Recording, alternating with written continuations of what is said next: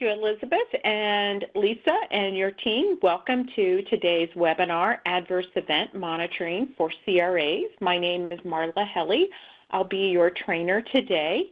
For today's session, we are going to look at the following learning objectives. We're going to define the safety concepts and reporting requirements for adverse events. We're also going to recognize the importance of verifying the subject's baseline history and how this is important when we look at adverse events, so understanding what the patient history is and then to see if there's a change from that patient's baseline. Also, we're going to look at when do we start collecting adverse events and stop monitoring adverse events in clinical trials.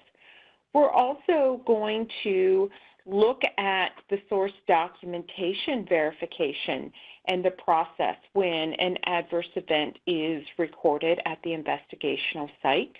We're also going to look at some of the challenges that we face in monitoring adverse events as CRAs. Also, we're going to look at the appropriate delegation for who can assess adverse events at the clinical site.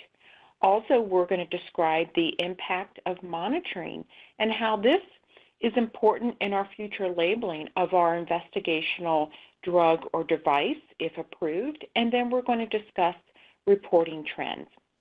So you also received handouts for today's session, which we will refer to, and they're great documents to also further explain adverse event and reporting.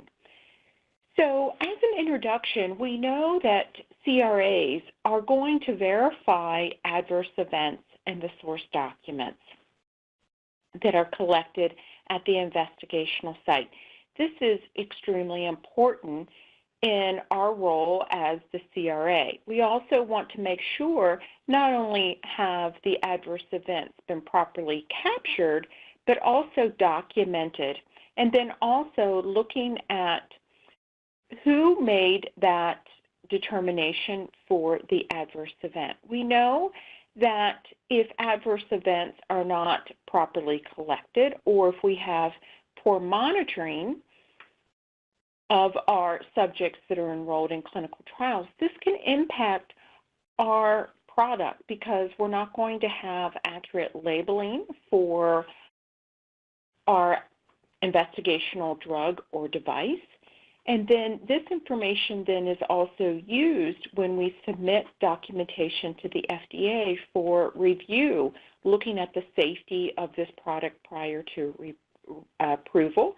And then this is also used in post-marketing labeling as well. So we continue to collect adverse events that have not been reported previously. So the collection of adverse events is key and one of the important things that we must remember in clinical research.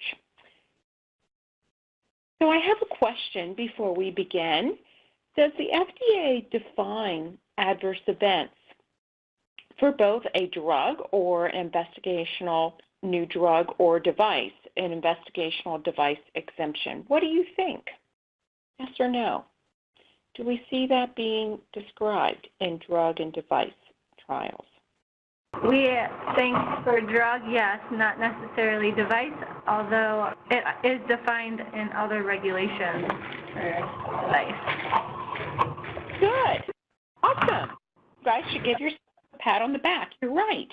That is true that in drug we do have definition of adverse events, but we don't see this in device trials. And this becomes a little challenging for us because in device we may see the term adverse device effect or unanticipated adverse device effect. We also use information in the drug regulations for adverse events that are captured in device studies, as well as looking at ISO for definitions and then ICH-GCP.